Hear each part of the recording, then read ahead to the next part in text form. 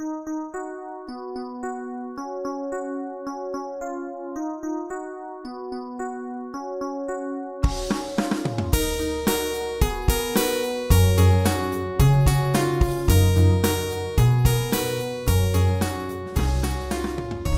la troisième partie de ce troisième cours sur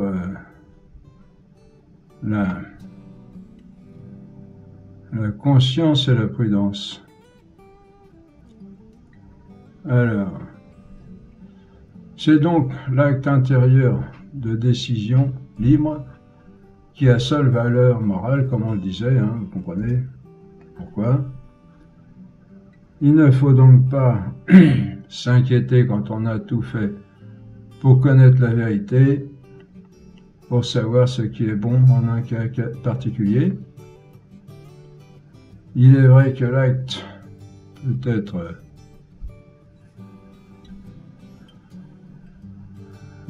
peut être mauvais en soi, c'est-à-dire objectivement, mais si nous avons tout fait pour savoir s'il est bon, et que l'on arrive à la conclusion qu'il est bon en effet, nous ne faisons rien de répréhensible, nous faisons même un acte louable, moralement parlant, c'est-à-dire où nous avons le mérite de le faire conformément à la manière dont il doit être fait. Vous voyez, ça peut paraître scandaleux, des fois, des gens peuvent être de bonne foi dans des choses tout à fait scandaleuses, et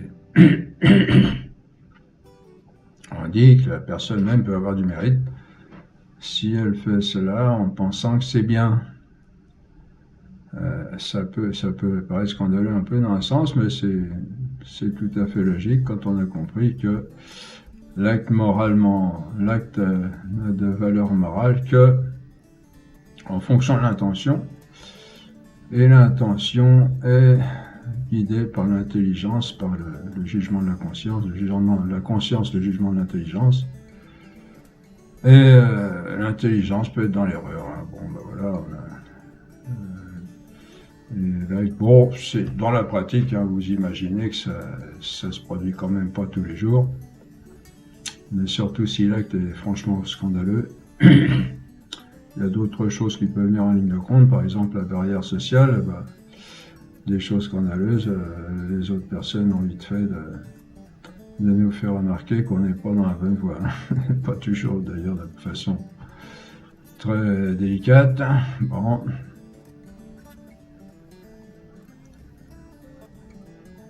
On pourrait objecter que cette doctrine, oui, alors justement on en parle là, oui, peut conduire aux pires abus, puisqu'il y suffit d'être d'accord avec sa conscience pour que l'acte soit déclaré bon. Alors il faut bien faire attention à la formulation des termes. Nous ne disons pas que l'acte est bon si la personne pense qu'il est bon, hein, mais que la personne n'est pas responsable de ce qu'il est mauvais, et il faut bien préciser la suite sans laquelle ce qu'on dit n'a aucune valeur. Il faut bien préciser si elle a fait tout, absolument tout, ce qui était en son pouvoir pour savoir s'il est bon ou mauvais. Vous voyez, hein, faut pas oublier la cause, l'une des causes principales de ce qu'on dit là. Hein. Clause, pardon.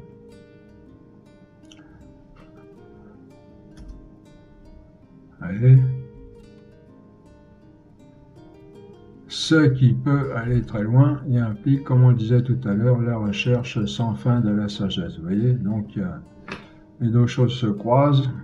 Bon, d'un côté, il peut être mauvais, même si on a fait tout ce qu'on pouvait pour faire qu'il soit bon, mais d'un autre côté, il faut tout faire, hein, vraiment mettre tout son soin à rechercher la vérité et la sagesse, et donc vous comprenez que là, ça limite les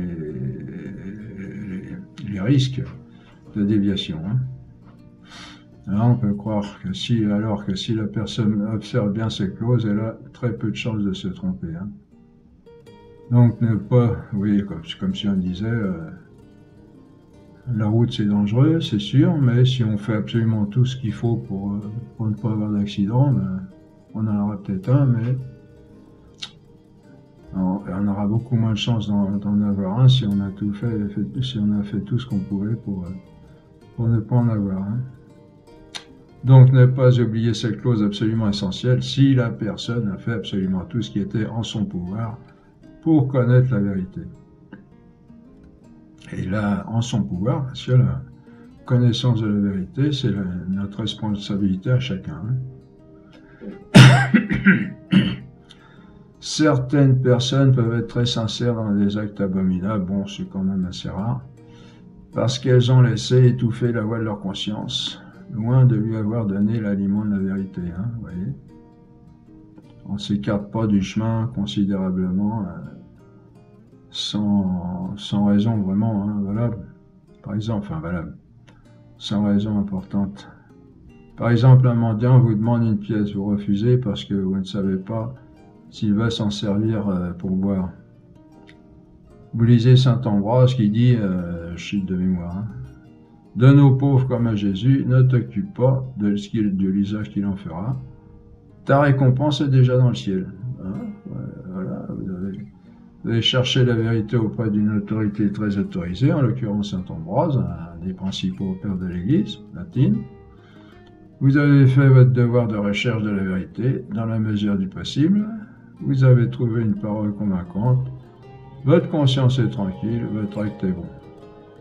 Bon, sauf s'il est notoire que la personne est complètement ivre tous les soirs et puis qu'elle fait un scandale pas possible dans la ville. À ce moment-là, bon, faut l'aider quand même, il faut l'aider d'une autre manière, pas lui dire je te donne pas parce que t'es un ivrogne, mais l'aimer, toujours aimer, et puis chercher à aider les gens. Bon, il faut faire ce qui est en notre pouvoir pour chercher la vérité, mais dans une saine mesure.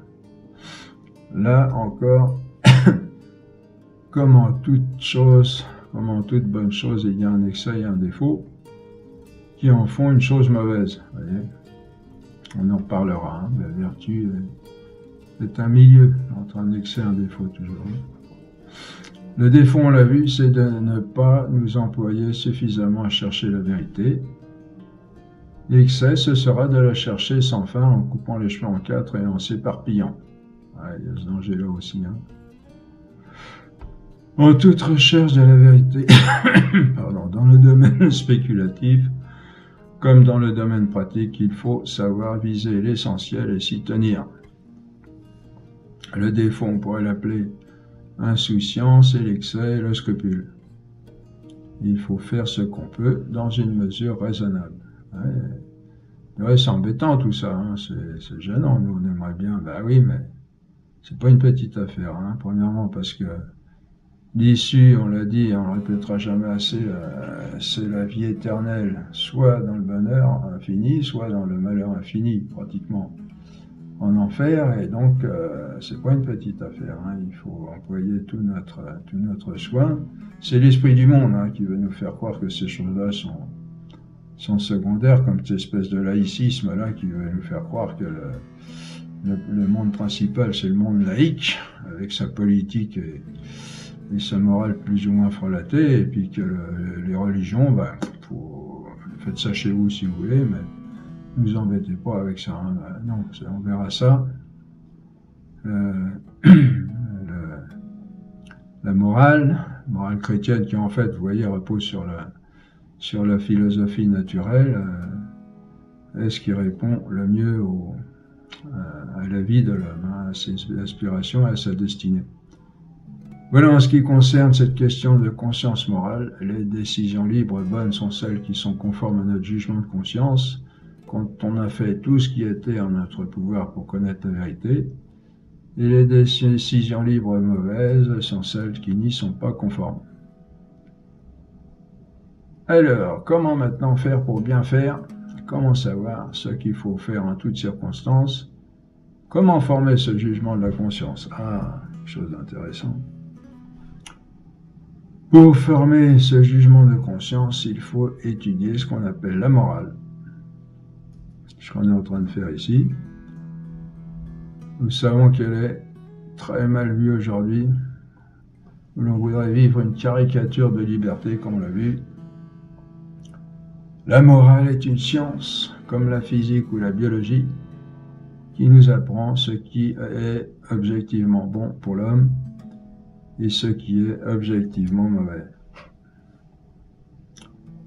L'avantage d'une science, c'est qu'elle donne des lois universelles applicables à une infinité de cas particuliers, ce qui permet de résumer la connaissance, d'unifier la connaissance, d'avoir une connaissance synthétique.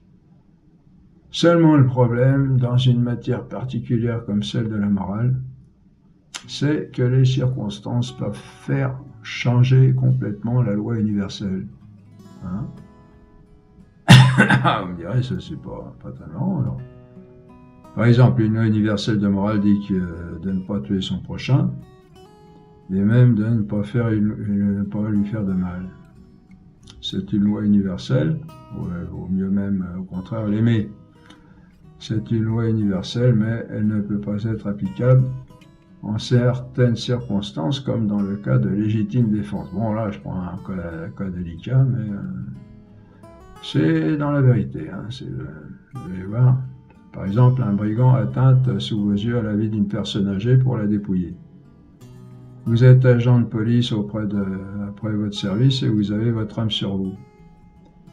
Vous avez le devoir de porter secours à une personne en danger et le droit, s'il n'y a pas d'autre solution pour sauver la personne en danger, de tuer l'agresseur. Bon, vaut mieux le blesser, essayer de le rendre, le désactiver, si on peut dire, le rendre inoffensif. Bon, je dis des choses qui peuvent choquer maintenant, parce que, bon, puis on a raison, on est revenu à des solutions moins radicales qu'il y a une époque. Mais, au fond, ça se défend. Mais bon, maintenant, ça n'a plus cours, donc il faut être très, très prudent dans ce domaine. Mais de toute façon, il faut comment j'allais dire, il faut j'allais le rendre inoffensif, il faut il y a un mot pour ça, je ne viens pas à l'esprit. Il faut l'empêcher d'être dangereux pour une personne. Alors si en voulant le blesser, on le tue, bon, voilà, c'est pas dans l'intention, donc c'est encore autre chose. De même, dans le cas d'un pays en paix, bon, dans ce cas-là, vous savez, en général, si on met en joue la personne, si elle n'est pas armée, bon, voilà, en principe, elle va arrêter, elle va se mettre en fuite ou je sais pas quoi. Si elle est armée, il faut... vous voyez ce que je veux dire? Bon. On prend des cas un peu forts. De même, dans le cas d'un pays en paix, envahi par un peuple sans foi ni loi,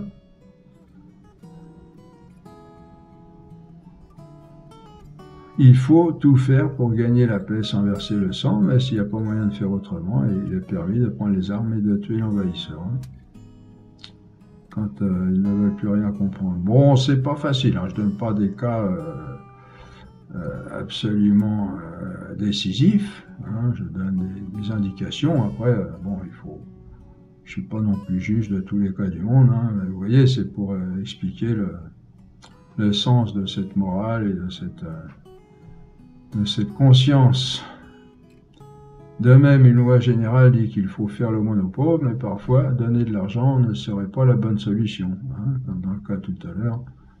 Si le mendiant est vraiment alcoolique et scandaleux, il faut essayer de l'aider d'une autre manière. Et il y a des quantités de cas où une chose bonne dans une circonstance ne l'est pas dans une autre. Voilà, c'est ça qu'on veut dire. Et comme les circonstances peuvent varier à l'infini, de là est que la loi universelle morale ne suffit plus, mais a besoin d'être précisée en beaucoup de points. Et ce complément apporté à la loi morale universelle s'appelle la casuistique. Bon, vous avez le mot cas dedans, qui est des cas, chaque cas, souvent son particulier. Casuistique qui a cherché à étudier le maximum de cas particuliers pour répondre aux principales circonstances de la vie humaine. Moi, je crois que c'est Saint-Raymond de Panafort qui a fait un très bel ouvrage de casuistique, qui était spécialiste dans le droit. Et le pape lui a demandé à l'époque, bon, c'était une autre époque aussi, de faire un recueil de tous les cas particuliers principaux. Mais même en ce cas, on arrive à répondre à la plupart des cas principaux de la vie humaine, mais pas à tous. Et il en reste toujours qui reviennent au jugement personnel de chacun. Parce que les cas, on ne peut pas toujours prévoir toutes les circonstances qui peuvent se produire. On peut donner des grandes lignes dans les cas principaux, mais on ne peut pas prévoir absolument tout ce qui peut arriver dans la vie humaine. Hein. Ça se comprend, parce que c'est infini en possibilités. Pardon. En fait, ce jugement personnel de chacun, c'est tout l'art de savoir appliquer les règles générales à n'importe quel cas particulier. Ce jugement personnel qui sait appliquer les lois universelles au cas particulier est ce qu'on appelle la vertu de prudence. Bon, je reviens sur ce qu'on a dit tout à l'heure sur le fait du gendarme en civil qui rentre de son boulot avec son arme. Bon, en France, on a un peu perdu ça, mais en Amérique, on est toujours, on était, il n'y a pas si longtemps que ça, mais je vois une vidéo, bon, c'est un acte tout à fait regrettable, hein, des policiers qui arrêtent des gens sur la route, et on voit une belle dame en robe de soirée, bon, tout le monde les met en l'air. Une belle dame en robe de soirée, alors la vidéo est prise par derrière, donc on voit très bien. Elle veut se gratter le dos, et le policier tire et il la tue. Hein. Donc, alors que, ouais, il croyait peut-être qu'elle allait sortir un pistolet par derrière. Bon, il faut dire qu'en Amérique, hein, ça tire, ça dégaine et ça tire vite. Hein. Bon, je vous laisse juger de l'acte, de la moralité de l'acte. Pas dans l'esprit du monde d'aujourd'hui, hein, où on donne presque raison aux brigands de taper sur la police et même de tuer les policiers. Hein. Mais dans une juste et sage morale qui repose sur une juste et sage philosophie, comme on en fait connaissance ici.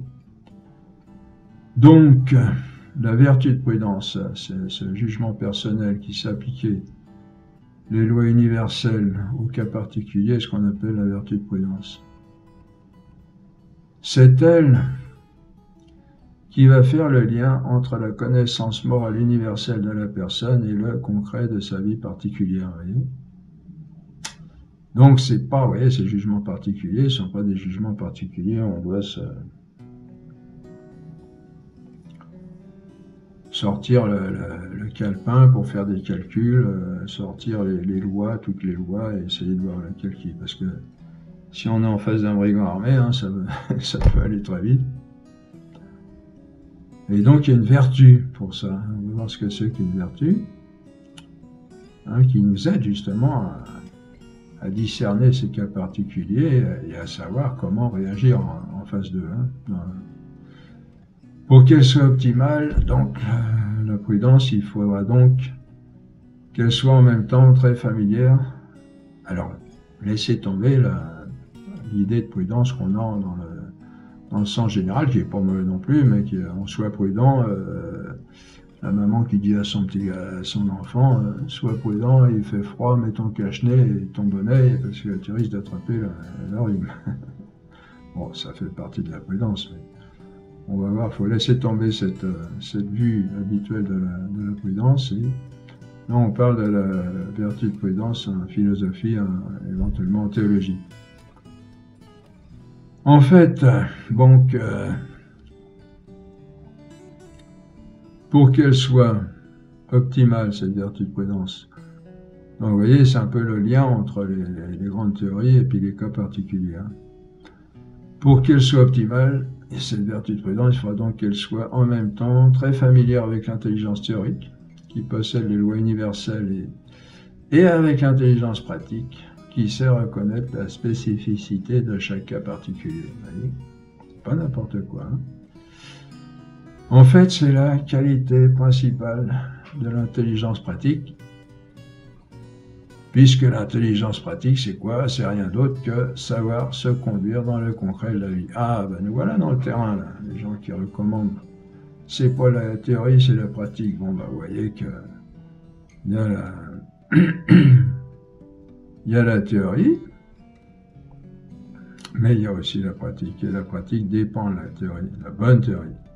De toute façon, on a toujours une théorie. Hein. Même les gens qui se recommandent du concret, ils ont toujours des théories en eux. Mais parfois, ce qu'ils ne veulent pas reconnaître, c'est qu'ils ne sont pas très courageux pour étudier cette théorie telle qu'elle doit être, véritablement. Hein.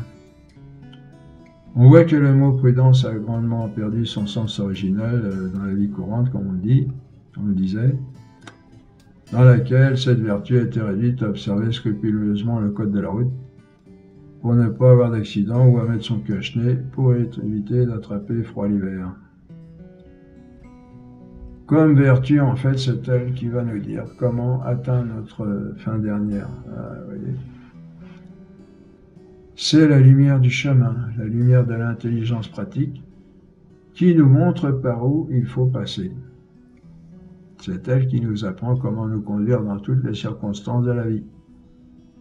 C'est un habitus, un bon habitus. On se rappelle qu'un habitus est une capacité d'une faculté qui nous dispose à faire quelque chose. Et si c'est un bon habitus, c'est ce qu'on appelle une vertu. C'est une capacité à bien faire une chose, oui, on l'a déjà vu ça. Et un mauvais habitus est une capacité de faire le mal qui a pour nom un vice. Hein?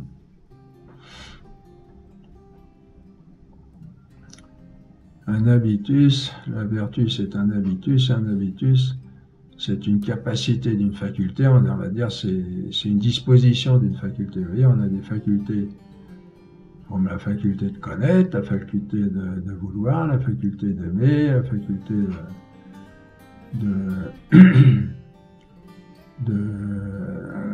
se mettre en colère, d'avoir de l'énergie pour répondre à certains cas qui en demandent. Et cette faculté, chaque faculté a besoin d'être, bon on en reparlera, mais a besoin d'être formée pour avoir une disposition à de bonnes réactions. Vous voyez, à force de répéter des actes dans une certaine direction, la faculté finit par prendre le pli et avoir des bonnes dispositions pour arriver au bien. Bon, et d'autres personnes vont se servir de ça pour leur faculté, pour leur faire prendre des mauvais plis, et ce sera ce qu'on appelle un vice. Hein. La vertu de prudence est donc une capacité, on va peut-être en parler là d'ailleurs. La vertu de prudence est donc une capacité de l'intelligence pratique qui s'acquiert une capacité de réflexion pour trouver les bonnes solutions dans tous les cas concrets, de manière à atteindre notre fin dernière. C'est-à-dire, vous voyez, au lieu de réfléchir à chaque fois entre la théorie et le cas concret, qu'est-ce que je vais faire, tac, comme des fois il faut aller très vite, et puis pour faciliter la vie humaine, et bien cette faculté finit par, à force d'exercice et de formation, elle finit par prendre le pli. L'habitude, si on peut dire, hein, mais c'est pas la même chose que l'habitude, habitus, mais la faculté finit par être disposée, bien disposée à réagir, à agir dans certains cas particuliers. Hein. Cette vertu de prudence vient compléter l'intelligence théorique où se trouve la science morale universelle, à condition qu'on l'ait, hein, évidemment, pour appliquer, et ça s'apprend aussi, on vient de le voir, pour appliquer les grandes lois de cette science universelle à notre quotidien infiniment varié et propre à chacun. On peut prendre des exemples en d'autres domaines pour mieux comprendre. L'art de la médecine, par exemple, puise ses connaissances générales dans l'intelligence spéculative, les grandes lois de la biologie, du fonctionnement du corps de l'être humain, et apprend à appliquer ces lois dans les cas particuliers que le médecin rencontre chez ses patients au cours de sa carrière. Alors, le jeune médecin a beau avoir une très belle science théorique, il a encore tout à apprendre de l'application de cette science au cas particulier. La médecine est l'art d'appliquer les lois de la biologie à chaque cas particulier que le médecin rencontre pour rendre la santé à ses patients ou les aider à la conserver. Et un très bon théoricien biologique peut être un piètre médecin s'il ne sait pas acquérir cet art d'appliquer les lois universelles au cas particulier, parce que les cas particuliers sont innombrables. Il ne suffit pas seulement d'avoir une belle science théorique, il faut encore avoir une grande expérience du concret. Alors c'est là que se justifient un petit peu ces réflexions de certaines personnes qui disent, mais qui n'appliquent pas la chose comme il faudrait, qui disent que c'est pas la vie, c'est pas la théorie, c'est la pratique. C'est vrai, parce que souvent, soit la théorie est mal formée, elle est fausse, ou soit elle est mal appliquée. Elle n'est pas bien en relation avec le concret. Mais c'est faux en ce sens que la pratique dépend toujours d'une théorie. Il y a même ceux qui n'en veulent pas, ils en ont, de toute façon. On dit qu'en physique, les grands inventeurs, ce ne sont pas de grands théoriciens, mais surtout de bons bricoleurs. C'est-à-dire, il faut traduire des personnes ayant une bonne expérience du concret. C'est cela surtout qui caractérise la vertu de prudence, une grande expérience du concret, vous voyez, mais aussi en fait l'art d'appliquer l'universel, comme on le disait, au particulier. S'il manque l'un ou l'autre, c'est comme s'il manquait une berge à un pont, vous voyez. C'est ainsi que l'on voit parfois de grands intellectuels complètement nuls dans la vie pratique. Voilà, vous avez l'explication là. On voit aussi des gens totalement plongés dans la pratique, sans aucune intelligence, qui font que des bêtises, excusez-moi l'expression, parce qu'ils n'ont pas la théorie. Il vaut mieux qu'ils fassent rien, parce que quand il faut reprendre ce qu'ils ont fait, on connaît ça nous dans l'artisanat, j'ai connu. Des fois il vaut mieux... bon. Cette vertu de prudence est aussi très importante en ceux qui sont chargés de diriger les autres. Et s'il faut choisir, dit saint Thomas, entre un grand théoricien et quelqu'un qui a un sens pratique développé pour nommer un évêque, bien que les deux qualités soient souhaitables dans le même, il dit qu'il vaut mieux pour gouverner choisir celui qui a le meilleur sens pratique, c'est-à-dire en fait une bonne vertu de prudence. Oui, on comprend ce qu'on dit. Il ne s'agit pas de rejeter la théorie, de la prendre pour moins importante, mais s'il faut choisir, il vaut mieux quelqu'un qui a, celui qui a une bonne pratique en général, il a certaines théories tout de même, même s'il n'est pas très calé dans le domaine. Donc, pour reprendre la question précédente, comment faire pour bien faire? Eh bien, la réponse est il faut avoir la vertu de prudence. Voilà. Non, ça ne s'arrête pas là. On va préciser. Mais d'où vient-elle cette vertu?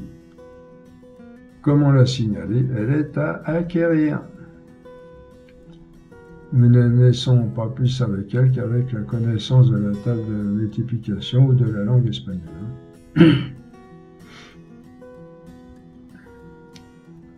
Nous acquérons cette vertu par une grande expérience de la vie humaine dans le concret. Éclairée par les principes universels de la sagesse, en apprenant à observer les hommes, leurs mœurs, leurs actions et ce qui en résulte. C'est en forgeant qu'on devient forgeron, et c'est en vivant avec les hommes, y compris avec nous-mêmes, en sachant ouvrir les yeux, que l'on acquiert cette vertu de prudence. Et vous comprenez toute la disposition gratuite qu'on doit avoir en nous, en observation. On ne sait pas observer souvent. On veut toujours juger avant. Toujours juger avant de savoir. Juger avant de connaître. Savoir observer, savoir discerner la réalité, dans toute sa richesse. C'est pas facile aussi ça, c'est quelque chose à apprendre. Dont dépend la vertu de prudence. Si on n'a pas cette disposition-là, l'observation gratuite, objective, on l'aura pas, parce que nos préjugés, justement, jugés avant, préjugés, ont tout faussé. Et on est rempli de préjugés, souvent, malheureusement. Donc, savoir ouvrir les yeux, c'est en sachant ouvrir les yeux que l'on acquiert cette vertu de prudence. C'est ainsi que l'on a longtemps pensé, et on le pense encore chez certains peuples, comme en Afrique, que la sagesse se trouve surtout chez les vieillards.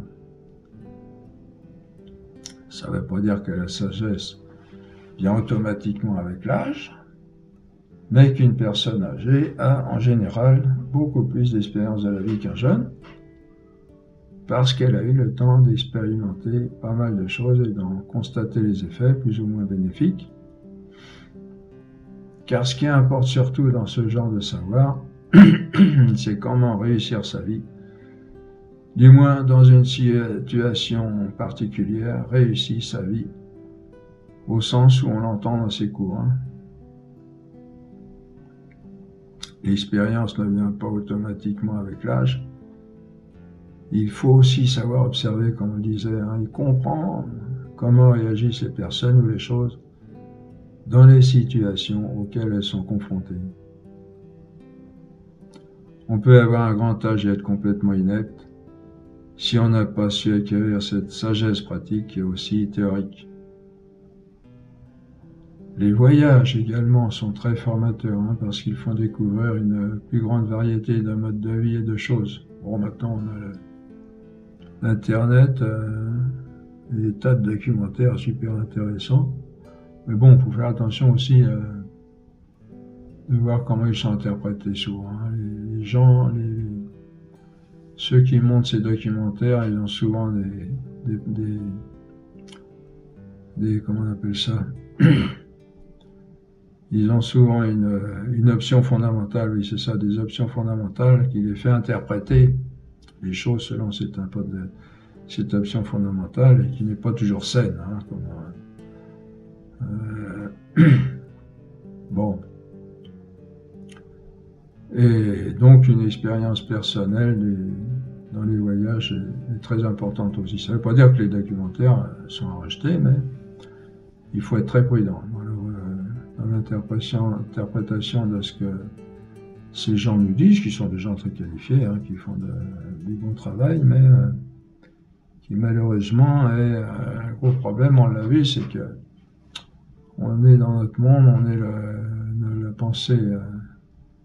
la pensée générale et le résultat d'un concours de pensée de courant philosophique qui nous donne vraiment des choses déplorables. Être très prudent avec ça, il faut retrouver le discernement de la vérité, de la réalité.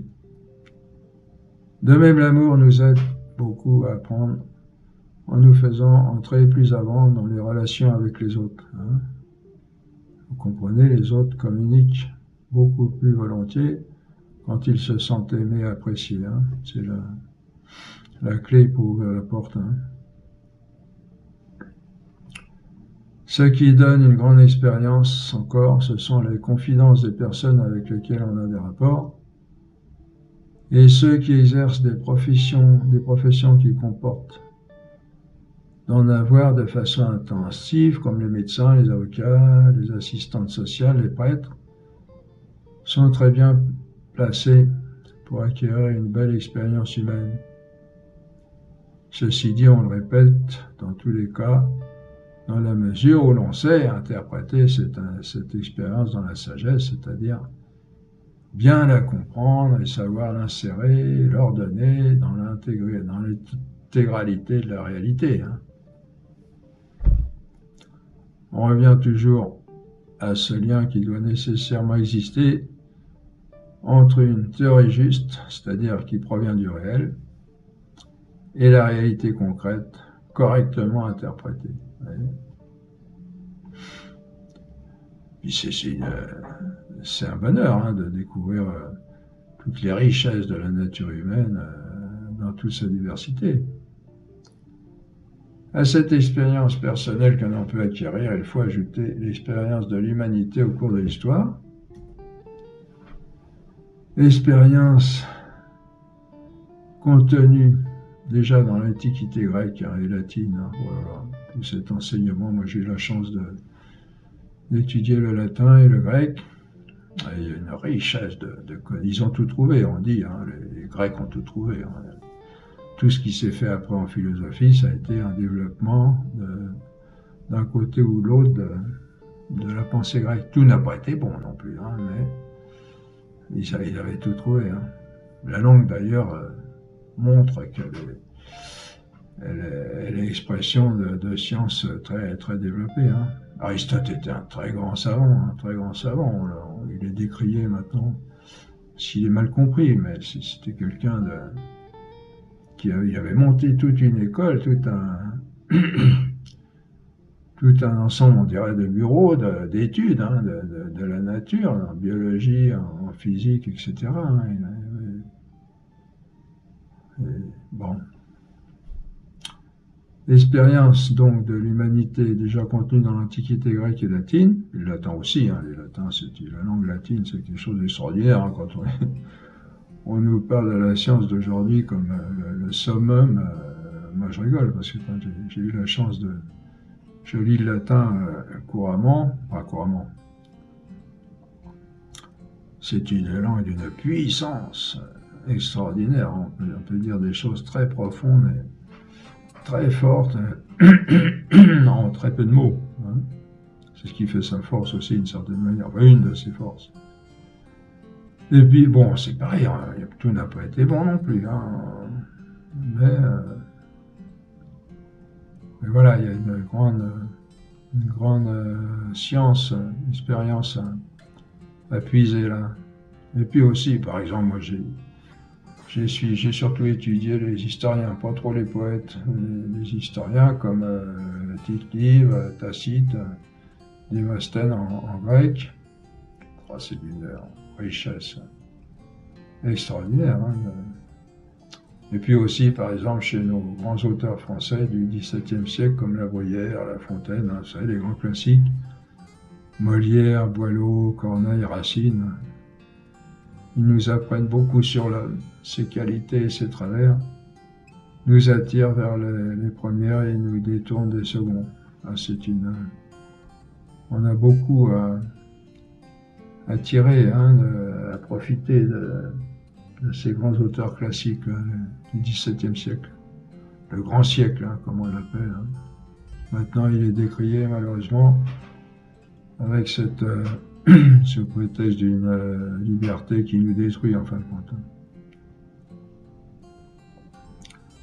Seulement, il faut faire attention dans ces lectures à choisir des auteurs clairvoyants, hein, qui non seulement ont connu beaucoup de choses sur Terre, mais ont su encore voir leur relation avec la fin dernière. On le répète encore, l'expérience ne dépend pas des temps que l'on passe dans le concret Hein. Je répète, hein, l'expérience ne dépend pas tant du temps que l'on passe dans le concret que de la sagesse avec laquelle on va savoir en extraire le meilleur pour parvenir au mieux à notre fin dernière. Bon, on a parlé des auteurs classiques, hein, grecs et latins, mais il y a aussi les pères de l'Église, hein, et aussi et surtout, parce qu'eux, ils ont su faire la relation justement entre les connaissances païennes et les connaissances chrétiennes, vous voyez, qui sont de grands classiques aussi d'ailleurs, hein, comme Saint Basile, Saint Jean Chrysostome, chez les Grecs, entre autres, et Saint Augustin, Saint Ambroise, ce sont des grands classiques grecs et latins, hein, qui font partie des classiques au même titre que les auteurs païens. Descartes, par exemple, a connu beaucoup de... Alors, oui, faut savoir, l'expérience ne dépend pas dans le temps que l'on passe, pas tant du temps que l'on passe dans le concret que de la sagesse, hein, avec laquelle on va savoir en extraire le meilleur. Descartes, par exemple, a connu beaucoup de choses, il fait plusieurs voyages, mais il en a tiré un enseignement, bon, je dis complètement négatif, peut-être pas complètement, mais il a fait beaucoup de mal, hein, pour l'homme, négatif pour l'homme, destructif de l'humanité, dans ce qu'elle a de plus précieux, c'est-à-dire sa pensée, sa culture. Hein. Sympathique Descartes, qui en fait un destructeur de l'humanité qui est à l'origine de l'idéalisme, et puis d'autres, ou alors celui dont on parlait, Jean-Jacques Rousseau. Ils sont très sympathiques, hein, ils ont des côtés très attirants, et un art d'écrire aussi, et un certain art de penser aussi. Mais bon, savoir discerner aussi le bon du mauvais, déjà aussi à ce niveau-là. La vertu de prudence ne dépend pas tant du temps passé dans le concret, ni du nombre de découvertes, que de la clairvoyance avec laquelle on les découvre, et qui s'apprend aussi. Hein. C'est en définitive à apprendre à ouvrir simplement son cœur au réel, sans y mêler ses préjugés, comme on le disait. Et puis aussi en gardant le cap, hein, qui est Dieu, hein, le bien souverain qui est Dieu, hein, découvert avec les meilleures sciences, les meilleurs auteurs.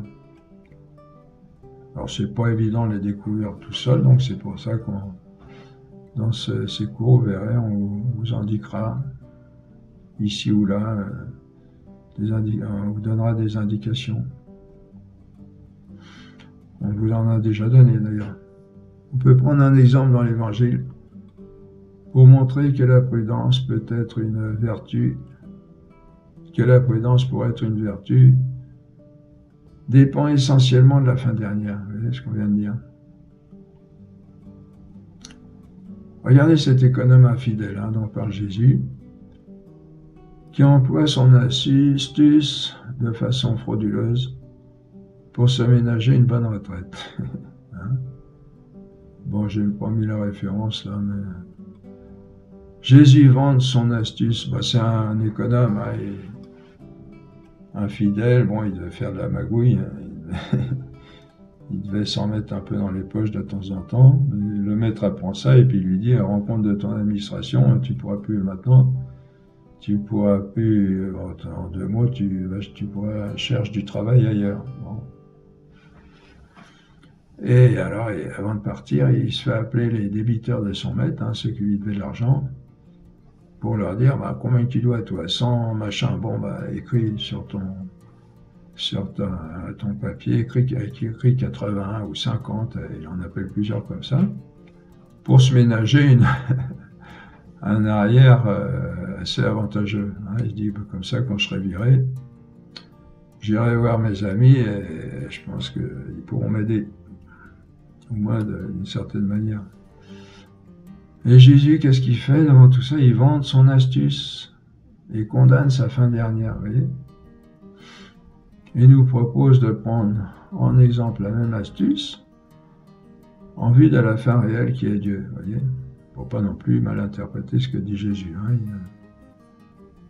Enfin, c'est pas Jésus qui vante, c'est le maître. Attendez voir. Oui, si, c'est le maître dans l'Évangile qui loue l'économe infidèle d'avoir agi habilement. Il reconnaît son intelligence, hein. Il s'en est mal servi. C'est ça qui est beau aussi, hein, de savoir reconnaître les bonnes choses, même dans le mal, savoir reconnaître ce qui est bon. Hein.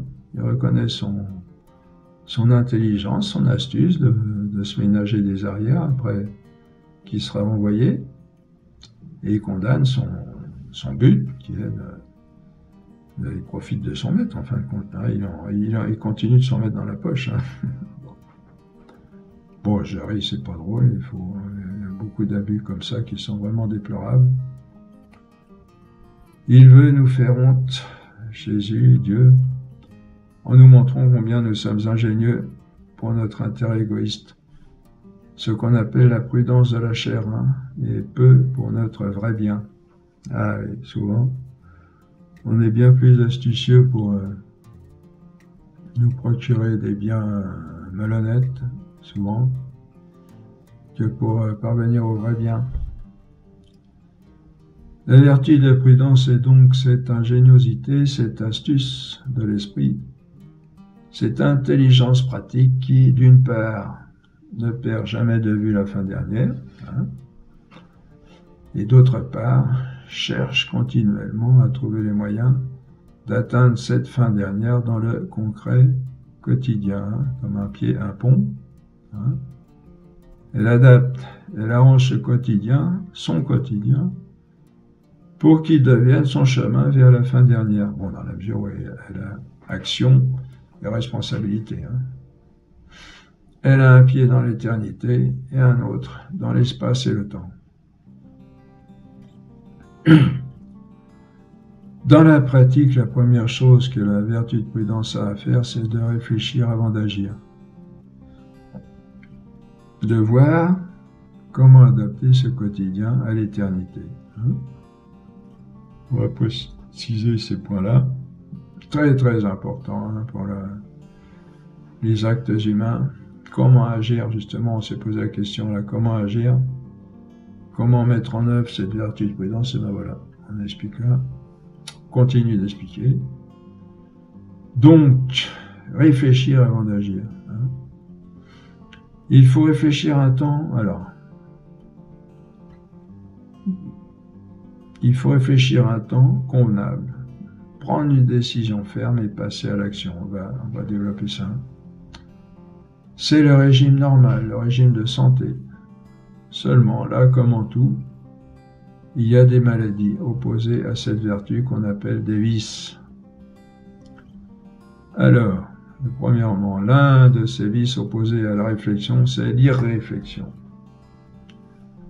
dont souffrent en général ceux qui sont atteints d'activisme. Combien il y en a maintenant qu'on voit sur la route qui n'arrête pas de vous pousser derrière là, pour aller vite. Ils réfléchissent jamais, ces gens-là. Ils sont tout le temps en train de... Bon, je sais pas ce qu'ils font chez eux, mais... Voilà, l'activisme, des gens qui se précipitent d'une action à l'autre. Ils ont à peine fini une chose, si toutefois ils la finissent, qu'ils veulent déjà en faire une autre. Ces activistes sont sans cesse projetés dans le futur et donc absents du présent, où pourtant il faut être en premier. Car là seul est notre champ réel d'action. Hein. Et il n'y aura pas besoin d'écrire le travail de ces gens. Comme je disais tout à l'heure, des fois il vaudrait mieux qu'ils ne fassent rien plutôt que... Un autre vice opposé à la décision, c'est l'irrésolution. Certaines personnes n'arrivent pas à se décider, pèsent indéfiniment le pour et le contre sans jamais se résoudre, et puis qui sent tomber que de telles personnes ne tardent pas à tomber dans la dépression, eh bien elles ne font rien de bien non plus. Alors, on pourrait croire que celui qui est atteint d'activisme, lui au moins, fait quelque chose, contrairement à l'irrésolu, mais c'est encore pire, car tout ce qu'il fait est de travers, et il est en général plus long et plus difficile de reprendre, comme on le disait, un travail mal fait, que d'en faire un nouveau. Pour guérir de ces vices, il faut, dans le cas de l'activisme, se fixer un temps minimum de réflexion avant d'agir, et dans le cas de l'irrésolution, un temps maximum à ne pas dépasser, après lequel on se décide fermement à agir. Bon, c'est beau, hein. Il est vrai qu'on n'a pas toujours une certitude absolue, mais on est parfois obligé d'agir. Et si l'on a fait le nécessaire raisonnable pour délibérer, il faut passer à l'action sans crainte. Parfois la décision consistera à ne rien faire pour l'instant, faute d'éléments suffisants de délibération, si l'affaire peut attendre. Hein, aujourd'hui on décide qu'on décide rien. Ben oui, ça fait partie du processus. Et une fois que la décision est prise, il faut passer à l'action avec une volonté inflexible. Car la tentation peut revenir pour certains de se demander si on a bien pris la bonne décision, à moins qu'un élément important et nouveau vienne obliger à reprendre la réflexion. Vous voyez ? Mais si les éléments de réflexion demeurent sensiblement les mêmes, il faut demeurer soi-même inflexible dans sa décision. Ben ça, c'est ceux qui ont inventé le monde de la vérité et de la perfection. Donc c'est vrai que on peut se poser des questions. On réfléchit, on prend une décision, on passe à l'action, mais on peut se poser des questions. Est-ce que je fais bien? Est-ce que je fais pas bien? Bon, ben, il faut être assez inflexible hein, sur ce plan-là. Bon, en restant souple, on va le dire. Sinon, on ne fait rien de bon. Hein. On flotte, on n'arrête pas de flotter d'un courant à l'autre. C'est le naufrage. Hein. Vous savez, les embarcations qui flottent, qui se laissent aller de droite et gauche, elles finissent par couler. On comprend cependant que cette inflexibilité, d'un autre côté, ne doit pas être celle d'un char d'assaut hein, qui en renverse tout sur son passage pour arriver à sa fin dernière. Hein. Mais plutôt l'inflexibilité d'une gazelle, vous voyez, qui saute, contourne les obstacles avec grâce et intelligence. Voilà, ça, c'est l'idéal, ça. Vous voyez. C'est ce qu'on pourrait appeler la souplesse morale.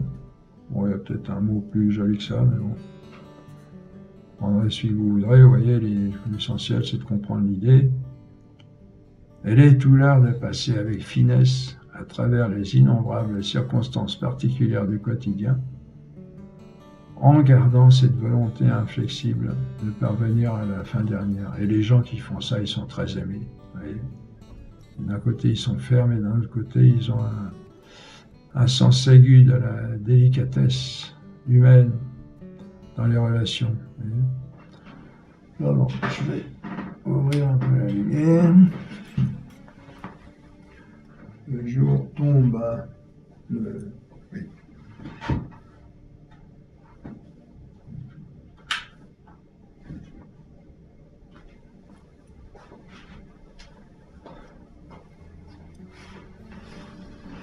Allez, c'est bon, hein.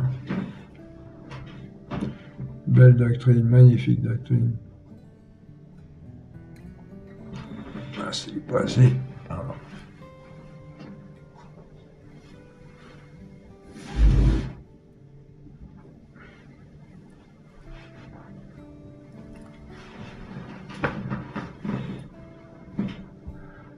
Là encore, cette souplesse morale est une juste mesure entre un excès et un défaut.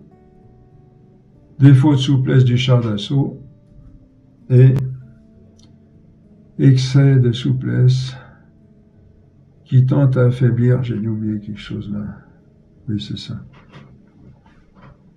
pardon. Donc, défaut, souplesse morale est une juste mesure entre un excès et un défaut, vous voyez, défaut de souplesse du char d'assaut, excès de souplesse qui tente à affaiblir la flexibilité normalement dirigée vers la fin dernière. Vous voyez. On a eu à ce propos deux systèmes opposés dans l'histoire de la pensée, le rigorisme et le laxisme, dont on a eu des éclaboussures, même un peu plus dans l'Église. Hein. Le rigorisme porte les lois en absolu, sans tenir compte des circonstances. C'est soit le rigorisme absolu de l'idéalisme, qui non seulement ne tient pas compte de la réalité pour mettre en pratique les lois, mais encore pour les établir, soit le rigorisme relatif qui est d'accord avec les lois de la morale saine, mais qui veut les appliquer à tout prix, sans tenir compte des circonstances. On en a un exemple en saint Hippolyte au IIIe siècle qui s'éleva contre le pape Caliste, auquel il reprochait son indulgence pour les pécheurs. Il fit schisme et entraîna à sa suite beaucoup de fidèles. Heureusement, il s'est converti lors de la persécution de Maximin en 235 et mourut martyr avec saint Pontien après s'être réconcilié avec l'Église. Il est vrai que les pécheurs sont dignes du plus grand mépris, ce qu'on a oublié un peu trop aujourd'hui, du moins les pécheurs volontaires, car ils méprisent le sang de l'agneau. Bon, comprenez ce que ça veut dire. Hein. Il ne s'agit pas de les mépriser. Je dis, ils sont dignes du plus grand mépris. Hein. Comme nous-mêmes, d'ailleurs, qui sommes pécheurs aussi, mais bon, d'une autre manière. Mais la porte de la miséricorde doit toujours rester ouverte. Il faut tenir compte de la circonstance qui fait que les pécheurs, parfois, se repentent et voudraient bien revenir à Dieu dans le sein de l'Église. Pardon. Le rigorisme, donc, systématise les règles, même objectivement bonnes, et veut les mettre en application, quel que soit le contexte. Le laxisme, au contraire, est prêt à abandonner les règles à la moindre difficulté pour ménager la chèvre et le chou. Mais en fin de compte, rien ne se fait de bon. Il confond souplesse et lâcheté et oublie facilement la finalité pour s'adapter aux personnes ou aux choses. C'est l'embarcation qui se décroche du quai et qui se laisse emporter par les flots qui vont en tous sens. La souplesse, cette qualité de la vertu de prudence, c'est vraiment un art, et un art difficile à acquérir, dans lequel il faut montrer d'une part une grande fermeté par rapport aux lois, et en même temps une sage adaptation aux circonstances. Moi, j'avoue que je suis assez rigoriste de nature, donc il faut que je travaille beaucoup ma souplesse. Bon, j'ai fait des progrès, mais on peut toujours faire mieux. Il faut aimer la loi, la vérité, comme venant de Dieu, mais il faut aussi aimer les personnes, dans quelque situation qu'elles se trouvent. Il faut tenir les deux bouts ensemble. On peut, par crainte de tomber dans le rigorisme, tirer trop fort d'un côté et tomber dans le laxisme. Et on peut aussi, par crainte d'être laxiste, courir dans l'autre sens et entrer dans le rigorisme. Il faut en même temps une grande sagesse et une grande et intelligente expérience. Vous voyez, ça se précise, c'est très très beau.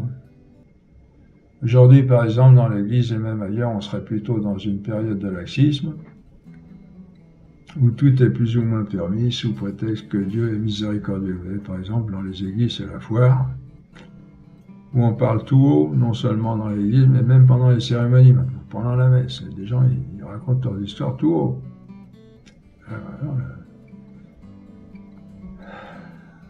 On en a un autre exemple assez subtil, entre autres. Au temps des duels, interdits à une certaine époque par l'Église. Alors le laxiste dit, d'accord, il ne faut pas se battre en duel, mais si vous avez été provoqué, rien ne vous empêche de vous promener par hasard au lieu et à l'heure du duel. Comme par hasard avec une épée. Et comme on ne sait jamais, en ces temps qui courent, il vaut mieux être armé. Si alors vous êtes provoqué, vous avez non seulement le droit, mais encore le devoir de vous défendre, parce que vous êtes en état de légitime défense. Bon, toujours moyen de contourner, de façon plus ou moins malhonnête. Il y a eu aussi ce qu'on a appelé la restriction mentale. Vous avez écrit une certaine lettre, et on vous demande si c'est bien vous qui l'avez écrite. Vous répondez que non en pensant en vous-même, pas de la main gauche. On en arrive ainsi à justifier n'importe quel mensonge. C'est ce qu'on appelle une conscience morale élastique. Le problème, c'est qu'on a peut-être trop mis parfois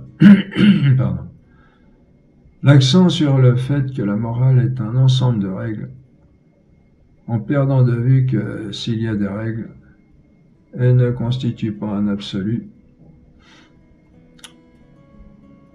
mais découlent du fait que notre nature est faite pour sa fin dernière qui est Dieu, en lequel nous attend un bonheur infini, inimaginable, et de là découlent des règles comme le mode d'emploi, le meilleur projet de parcours pour parvenir jusqu'à lui. Vous voyez, on l'a déjà dit, on le redit encore, vous voyez, pense que c'est clair maintenant.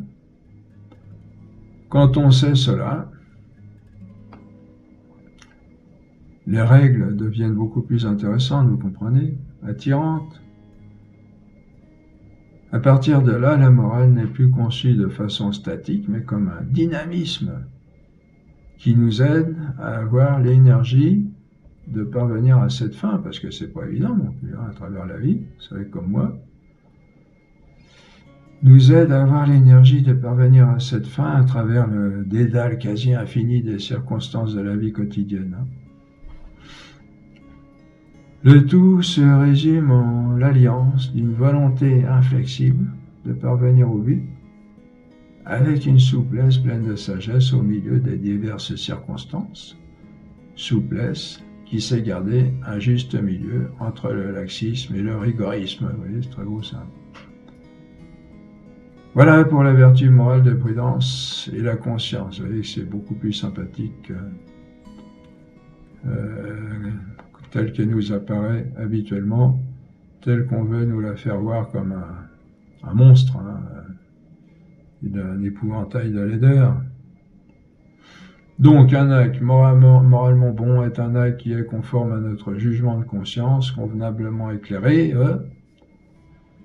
et c'est la vertu de prudence qui perfectionne notre intelligence pratique de manière à ce que nous nous dirigions bien vers notre fin dernière en tenant compte des circonstances. Hein. La prochaine fois, nous parlerons des vertus en général et des vertus autres que la prudence. Voilà cette troisième partie du troisième cours est terminé. À bientôt. Bon, travaillez bien, priez bien. Et puis, sachez observer avec intelligence et sans préjugés. Et voilà, on découvrira que le monde est une richesse et apprendre à naviguer dedans pour parvenir à ce bonheur éternel que Dieu nous promet. Voilà, à bientôt.